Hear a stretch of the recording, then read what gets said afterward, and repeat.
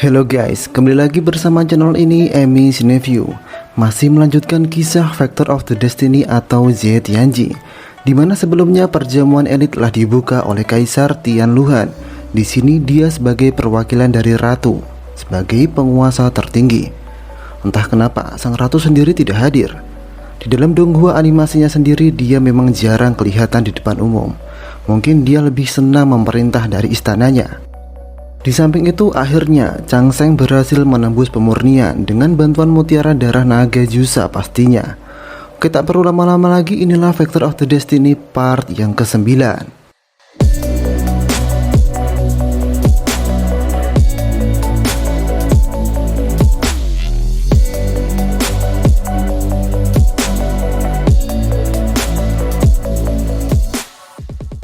Setelah Tang Xiao dengan terang-terangan bergabung dengan akademi tradisional, sepertinya saat yang tepat untuk menunjukkan kemampuannya, yang saat itu akan berhadapan dengan Zhuang Huanzhou.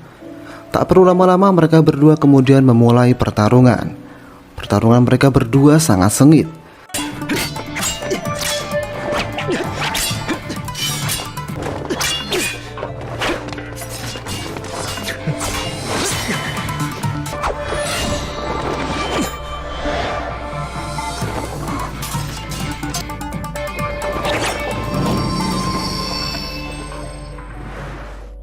Tapi memang peringkat tidak bisa bohong. Akhirnya Tang Xiao kalah oleh Zhuang Huanzhou.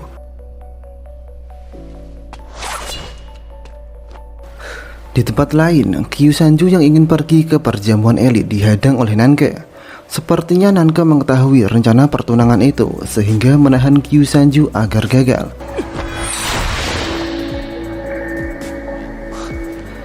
Kita kembali ke perjamuan elit. Setelah Tang Xiao kalah, masih ada satu pertandingan lagi. Karena yang tersisa hanya Yuan Po, mau tak mau Yuan Po harus bertarung melawan Han Shi. Saat itu keadaan semakin gawat, karena Yuan Po masih dalam keadaan terluka. Di sini terluka saat apa masih tidak jelas. Apa terluka saat dulu Yuan Po dihajar oleh Yaer? Tak tahulah. Karena keadaan seperti itu, Han Shi memutuskan bagaimana pertarungan dengan keterampilan dan pengetahuan. Akademi tradisional semakin gawat, karena tahu sendiri Yuan Po tipikal orang yang melakukan semuanya dengan kekuatan, karena memang Yuan Po dari klan beruang. Di saat-saat kritis itu, tiba-tiba muncullah Chang Sheng.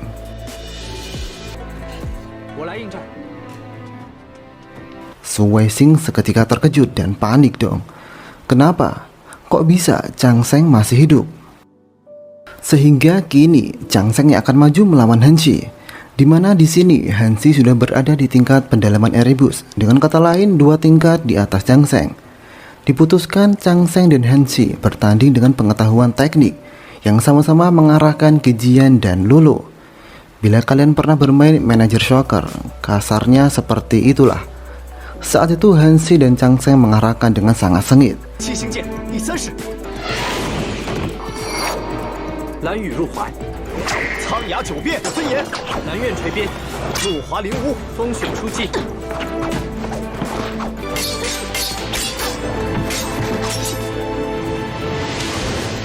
Hingga akhirnya Han Shi mengaku kalah.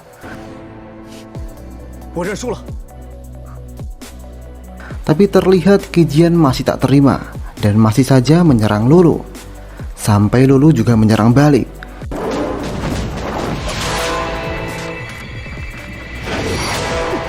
Terlihat seperti langkah Yeshi. Semua orang sangat terkejut melihat aksi Lulu itu. Bagaimana bisa klan binatang dapat menyempurnakan teknik itu? Dengan Akademi Lisan kalah, rencana pertunangan tak akan lagi dilanjutkan. Tapi semua orang masih saja menyesalinya. Jika pertunangan Rong-Er dan Qiu Shanju terjadi, klan manusia akan benar-benar kuat melawan klan iblis. Di samping itu mereka semua juga meragukan Chang Sheng yang dianggap tak pantas bersanding dengan Rong-Er. Segera Lulu kembali menegaskan bahwa dia putri dari raja dan ratu kerajaan binatang buas, dan guru terhormatnya adalah Chang Sheng. Sehingga menurutnya dengan status itu Qiu Shanju tak lebih baik dari gurunya. Saat bersamaan datanglah surat burung khas dari Rong-Er, yang disitu menjelaskan dia dan Qiu Shanju adalah teman, tidak lebih. Dan laki-laki yang akan menikahinya adalah yang bernama Chen Changsheng. Seketika semuanya terdiam, termasuk Qiu Sanju yang ternyata diam-diam sudah tiba di tempat itu. Setelah itu Changsheng bertemu dengan Rong Er yang masih sama membahas pembatalan pertunangan jika Changsheng sudah menjadi juara. Saat itu terlihat Lulu yang merasa senang tapi juga rasanya seperti kalian ikhlas mendukung, tapi sebenarnya nyesek di hati. Pernah kan? Pernah lah. Setelah itu Rong Er bertemu dengan Qiu Sanju. Qiu Sanju benar-benar tidak tahu apa-apa. Itu semua rencana tetua Akademi Lishan. Sementara itu Rong Er juga sama. Dia sebenarnya tak ingin menikah dengan siapapun dulu, sehingga dia mengakui pertunangan Changsheng sebagai alasan menolak lamaran Qiu Sanju. Sepertinya itu untuk melindungi Changsheng, karena Rong Er sangat cinta terhadap Changsheng. Tapi di sisi lain memberikan harapan palsu lagi kepada Qiu Sanju. Ribet. Di sisi lain benih iblis untuk Qiu Sanju sudah siap. Nanke sepertinya akan memulai rencananya. Sementara itu Qiu Sanju yang merasa tertolak lamarannya, merasa hatinya sangat hancur. Arak dan ciu jadi pelampiasan. Tak henti-hentinya dia mabuk, sampai tak sadar ada Nanke di belakangnya yang langsung menancapkan benih iblis ke dalam tubuhnya.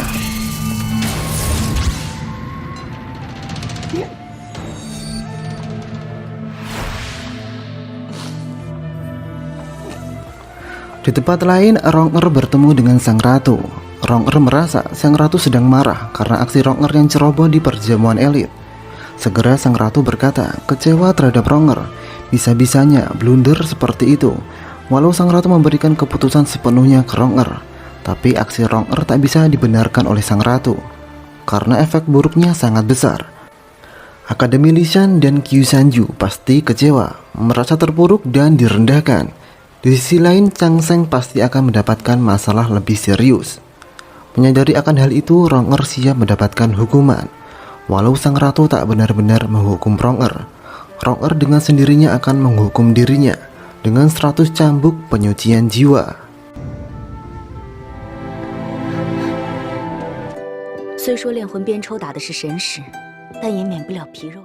Sementara itu, daftar King Yu sudah diperbarui, di mana Yuan Po berada di peringkat 148. Walau termasuk banyak, Yuan Po sangat senang. Dari masing-masing akademi juga saling menunggu nama.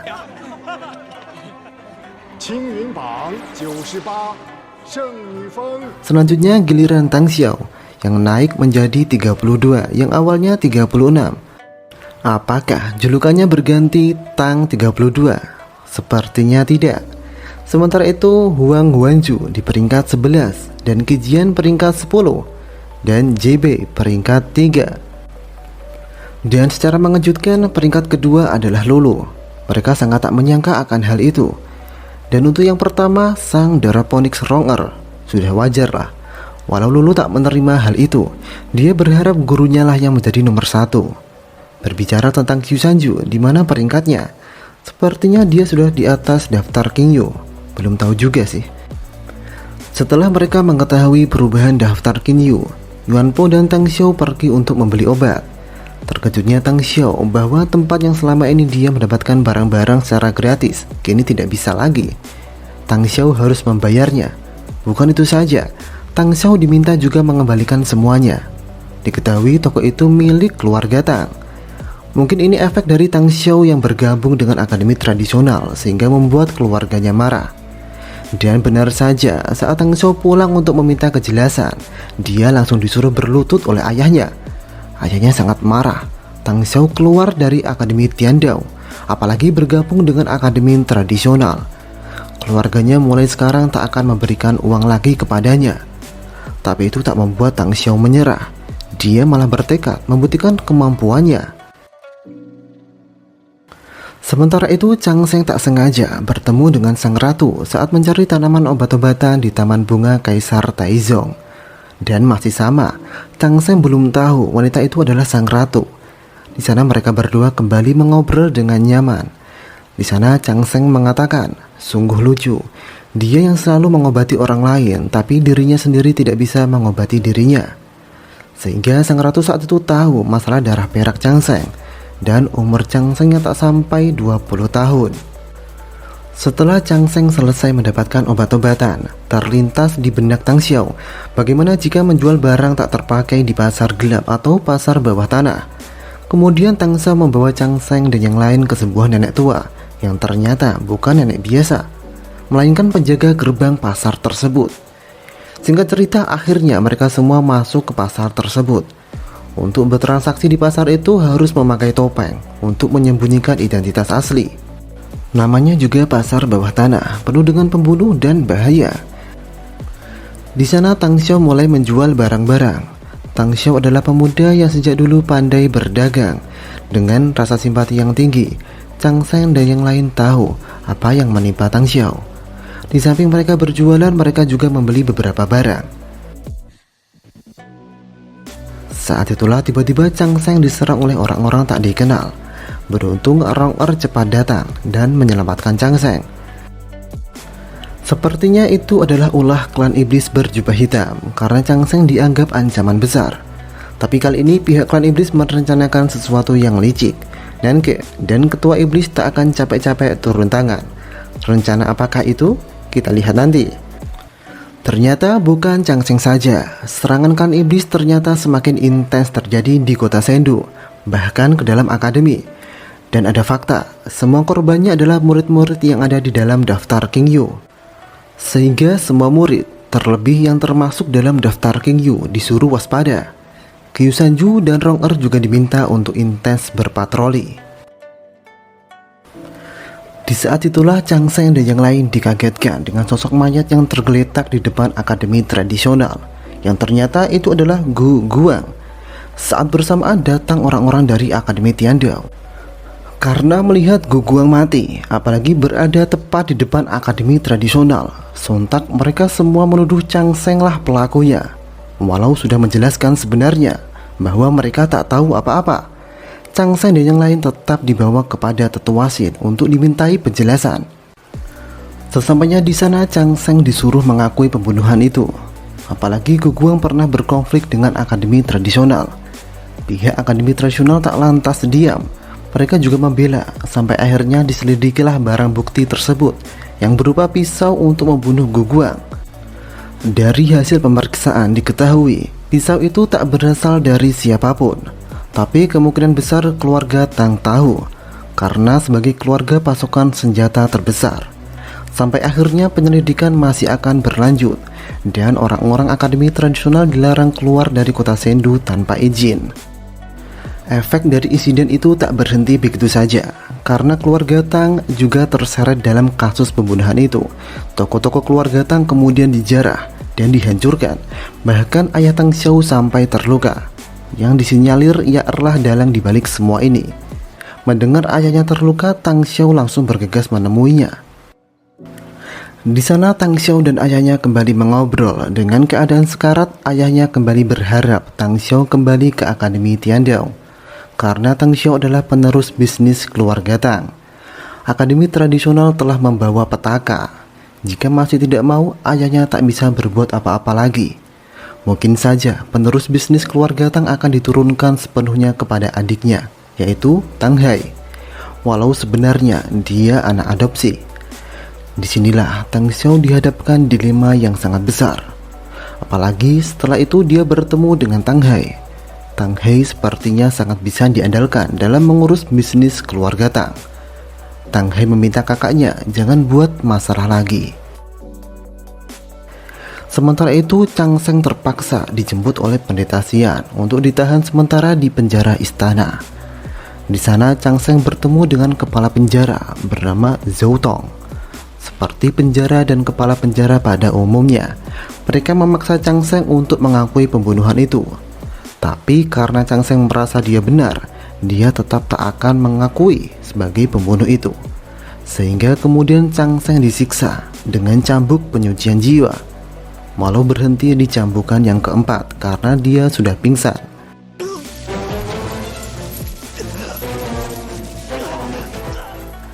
Dan ternyata Zhou Tong ini sudah bersekongkol dengan Yaer.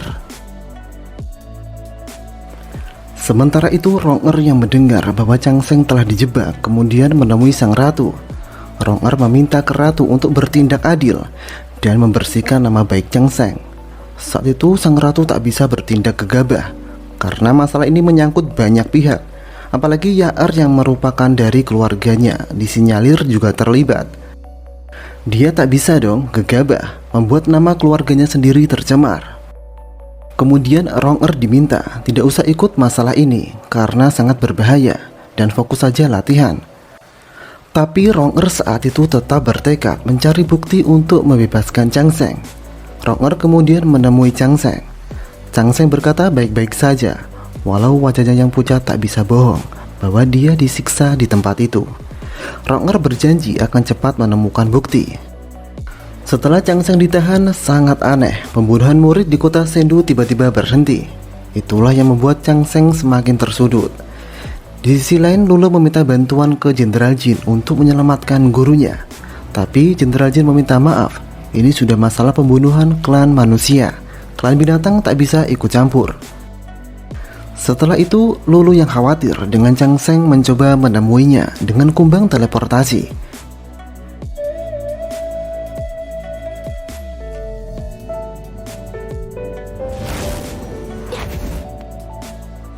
Lulu sangat sedih melihat gurunya diperlakukan seperti itu. Air matanya kembali menetes. Besoknya Tang Xiao kembali ke akademi tradisional. Yang saat bersamaan terjadilah kehebohan, di mana para murid akademi lain berdemo di depan akademi tradisional, menyuruh Chang Sheng diusir dari kota Sendu karena dicap sebagai pembunuh.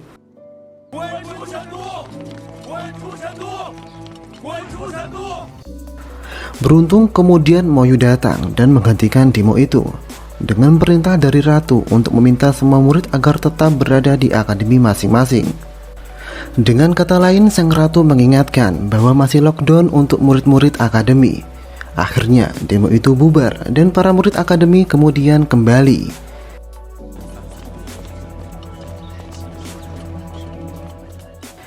Kemudian untuk keselamatan Lulu, sang ratu meminta Lulu untuk tinggal di istana sementara. Tapi Lulu menolak, dia akan tetap tinggal di akademi tradisional dan akan mencari bukti untuk membebaskan gurunya. Dan kisah ini bersambung. Untuk selanjutnya akan berlanjut ke part yang ke-10.